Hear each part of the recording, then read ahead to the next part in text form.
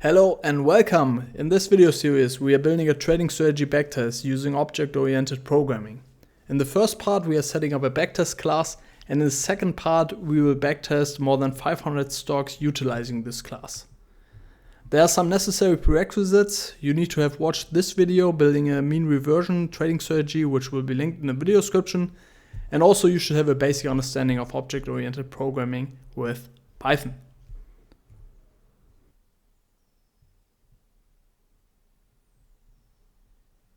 Alright, let's get started. As you see, I imported the exact same libraries we were using in the previous video.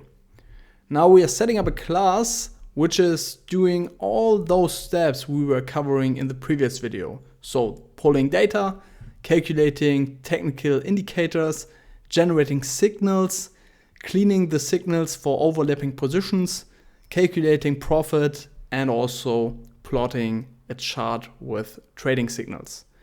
And this is all being done in one class, which we are calling Backtest. You can call it whatever you like. I think it's a good name for that. Now we are setting up an init method, also called constructor, which is taking self and the symbol as an argument. And we are assigning self symbol to symbol, and I'm simply doing that to extract the symbol name from an object later on. You will see that what this is doing in some seconds. Also, I'm defining self-df using yf download, then download the stock price data for the provided symbol. And I'm just starting in the beginning of 2019. You can start whatever or whenever you like, or you can also keep that flexible. I'm just keeping that fixed for now. And we need an if statement here. So if we provide a wrong symbol or a symbol which simply doesn't exist, then we want to check if the data frame is empty. And if the data frame is empty, we just want to have a feedback that no data has been pulled. So if self-df empty, we are printing no data pulled. Now let's check. Let's execute this and let's check what this class is doing until now. So we are creating an instance, just calling that instance here. Use backtest and provide the symbol of Apple here. So this will download stock price data for Apple going back until the beginning of 2019. So if you just print out the instance, you're getting the information that you have an object here, and you can access the symbol now because we have defined it here. So the symbol of this is Apple. And the data frame of this is our open, high, low, close data, starting at the beginning of 2019 going until today, or the last trading day, right? So this is what this block of code is doing until now.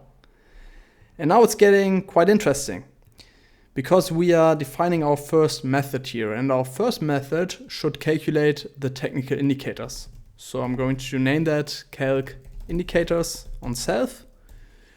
And now I'm doing the exact same as I was doing in the previous video. So I'm going to copy paste that from my other screen because it's a lot of typing stuff, but I'm going over it with you together.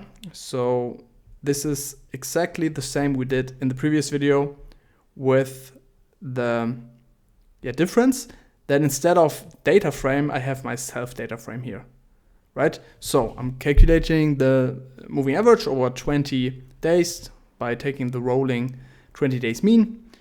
This is the 20-day rolling standard deviation. Then this is the upper Bollinger Band, lower Bollinger Band, and the RSI. So this is just taking our data frame and is adding columns to that. MA20 vol, upper BB, lower BB, and RSI. In the end, we are dropping NAN values. So I want to take this method and call it in the constructor or in the init method. Why? Because I want to have the columns here and the calculations of the technical indicators when I'm instantiating an object. So how can I do that? So if this data frame is not empty, so just else, I want to call self calc indicators. And the cool thing now is that whenever we are instantiating, so I will do that in some seconds, then we are getting a data frame with the needed columns here. Just for the record, you can also store the raw data somewhere if you don't feel comfortable by changing the raw data, because this is changing the raw data and it's dropping some rows here, but I'm simply directly manipulating the data frame here. Right, so again, let's execute this cell and instantiate again. So we are just creating an instance of Apple again. Now, if I'm taking the data frame now, right, this data frame is already manipulated because this function is being called, or this method is being called, right? So if I'm taking a look at my data frame now, you will see that I already have all my calculated technical indicators, right? So this is happening once I instantiate, okay? And we will also do that with other methods here. So the next one would be generate signals on self. And here I'm doing exactly what I did in the previous videos, right? I'm defining an array of conditions. So let me just copy paste that from my other screen. And as you see, I only changed self here in front of the F. And this is my buying condition, right? The RSI is below 30 and the close is below the lower Bollinger Band. Then I want to buy. And I want to sell when the RSI is above 70 and the close is above the upper Bollinger Band here. Now I'm defining my choices as buy and sell. So this will be mapped to this condition and this will be mapped to this condition, explained in the previous video, right? And then I'm creating a column. So accessing the data frame, add a column signal to that and use numpy select and provide my conditions and the choices for those conditions. And this is simply creating a column signal, as I already explained in the previous video, containing buy when this condition is true and containing sell when this condition is true. Okay. After that, I'm shifting my signal. Also, I've explained that in a previous video, but just once again, why am I doing that? To directly access the buy price. Because if I have a signal, I can buy on the next day's open. And by shifting the signal one row, I can directly take the open of this row. All right. And in the end, I want to drop NA values because the shift is generating NAN values here. Okay. And this, similar as the calc indicators method, I want to have called when I'm instantiating an object, right? So same logic. I'm just calling self generate signals. And with that, let's execute that. When I'm instantiating now and take a look at the data frame again, you see that I have this signal column as well, containing sell and buy values when there is a sell and buy value. And the next function is doing the following. It is looping over every row in this data frame and is just filtering for only non-overlapping trades. So you see we have a sell signal here, but in the next row is sell and in the next row is sell, but we can only buy and sell once, right? Of course, you can also construct trading strategies with overlapping positions, but we just want to be in one position at the time. So we are screening for buy value, then we loop further and check when the next sell value is occurring, right? With that, we are also mapping buying signals to selling signals. So as I've covered it in the previous video, I will just copy paste the loop, but we'll do some changes to that. So I'm just calling it loop it. I know this is a very bad name for this method because the method should be named as what it is actually doing. So of course it is looping, but a better name would be like filter signals non-overlapping or something like that. I'm keeping it the name like so, but just that you are aware of that. And first of all, I'm just copy pasting my code from the previous video, and then we are doing the necessary changes to that. So this is the previous code, some indentation amendments I have to make here. This should be here. That should be here, here, here, and here. And what I won't cover in this video, but you are invited to implement that in this class logic. I will not cover stop loss, so I'm simply getting rid of this and just add an end here and do some amendments here, right? Now, what I simply did in the previous video, which is an unnecessary step, is storing the buy prices and sell prices. Why? Because if you have a buy date and a sell date, you can screen for the buy price, which is simply the open in that row. So if you have a buy date, you also know the buy price because it's simply the open in that row. Okay, so I'm going to get rid of buy prices and sell prices as we simply don't need it. So we also don't need this. And we also don't need this. Okay, but what we need to do, of course, is do some amendments. So this should loop over self-df. And that's already it for this loop. But after this loop, we want to assign new values to the object. And that is an buy array. And the buy array is simply doing what I just said. So it is screening our data frame for the buy dates and takes the open column. So with that, I'm getting an array of our buy prices. Same logic for the sell array.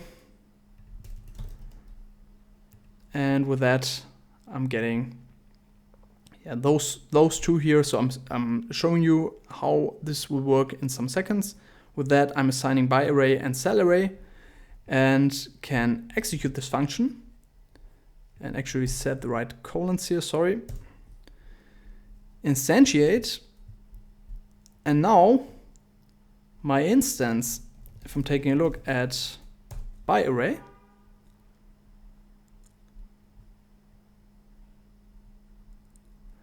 this is a good example. So I messed up here, but I know why. Because this loopit isn't being executed yet because I didn't call it in the constructor, right? Sorry for that. So you also have to call it here because then it's being executed when you are instantiating, right? So I will keep the mistake in this video because it's quite a thing you have to keep in mind. Okay, so executing that again, instantiating, and then if we are taking a look at the buy array here, you see that we are getting all our buy prices and our buy dates here. Pretty nice, right? So our sell dates and our sell prices. Awesome. Next, we will do the profit calculation. So we are creating a new method here, calling that calc profit on self. And now we have to use a condition here for following situation. So imagine you have an open trade in the end of your backtest and you simply don't have a sell date until now, right? It's just an open trade. You cannot calculate the profit of an open trade. Of course, you can calculate an unrealized profit. You can do that if you want. I don't recommend to do that, but you can. I will just filter out the open trades here. And how am I doing that? I'm simply taking a look at the buy array. Then on the, so this is the sell array, sorry, on the buy array. Then on the last buy date, and I'm simply checking if this date is larger than the last element of the sell array. All right. So I'm just taking if self by array index last element is larger than the cell array, then I want to get rid of the last by array element, so I'm just reassigning by array until the element before the last element. Okay, so with that, as said, we are avoiding open traits in the end of the backtest. And then we want to calculate the return, and as I explained in many of the previous videos, return is sell price minus buy price divided by the buy price. So we're just taking the where's the cell array? The self-cell array values, subtract the by array values, and set that into relation to the by array values. Just the relative profit per trade. But I'm also going to show you. So again, we have defined a new method here, calc profit, and we wanna call it when instantiating, right? So we have to go back to the constructor here. And now I'm doing it a bit different because I want to store it. I want to store it as profit. So I'm assigning self profit equals to self calc profit. So if I'm doing that, I can instantiate, and then I can just take a look at the profit, and I'm getting a profit array here, right? So yeah, just for the sake of completeness, because I'm getting some comments like, yeah, you forgot all those important matrices like Sharpe ratio and stuff, volatility, and so on and so forth. Of course, you can add a lot of stuff here, but I'm just showing you how you can set it up, right? So for instance, let's say you are interested in the maximum drawdown. You can just take, so the maximum drawdown in this case will be this trade here, right? 6%. You can just use this logic and calculate the maximum drawdown. So you can calculate the maximum drawdown by simply assigning max drawdown here, and then you're just taking the profit and take the minimum out of that. And with that, if I'm instantiating again, take a look at the profit and then the maximum drawdown, I'm getting this minus 6%, right? So as said, a lot of potentially stuff you can add there, right? But let's move on here. So next one would be to calculate the cumulative profit. So I don't want to have only the profits per trade, but I want to have the overall profit of the strategy on a particular asset. So I'm going to do a similar thing as I did with the maximum drawdown. Just assigning cumulative profit, use self profit, add a 1, take the product and subtract the 1. So this is simply the formula for calculating the cumulative profit. So I've explained that in another video, which I will link in the video description. So let's execute, instantiate, and take a look at the cumulative profit. And as you see, the strategy on Apple made roughly 39%, which was also the results in the previous video, if you remember. Right? So as said, you can add way more metrics you're interested in, just to give you some ideas. Now, last but not least, of course, I want to have a chart for the instantiated object here. So I'm just creating a new method, plot chart, setting up some stuff like defining a figure size, figure size, take 10.5 here, and then I'm going to plot the close, and I want to have the buying and selling signals, right? So I'm using a scatter plot for that, so I'm just getting those green and red flags from the last video, right? And this is very simple now because we have stored the buy array, And we can just take a look at the index. So just to recap here, if I'm taking a look at the buy array, the index are the buying dates and the values are the buy prices, right? So I take the index for the x-axis, and for the y-axis, I'm simply taking the values, right? Then set the marker to this above looking flag or caret character here. Set the color to green, and same logic for the cell array, right? Cell,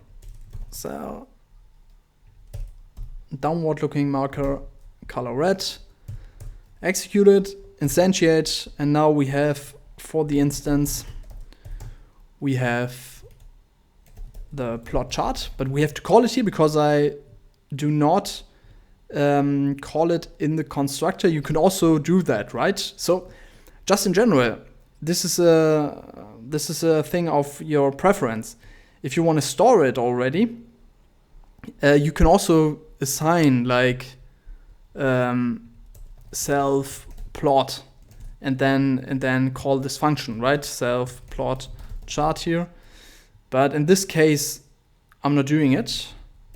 I'm just calling the function on the instance here, right? So you see, that would be the same if you would do it with the constructor. So just that you see that both things are possible. All right, and yeah, I hope this was helpful, gave you some incentives to code it like this. And I will show you in the next video how you can use this structure now to generate objects for 500 stalks and let this backtest run for 500 stalks and do a comparison and an overall assessment of the strategy. So yeah, definitely check out the upcoming videos. Thank you very much for watching, and I'm looking forward to see you in the upcoming videos. Bye bye.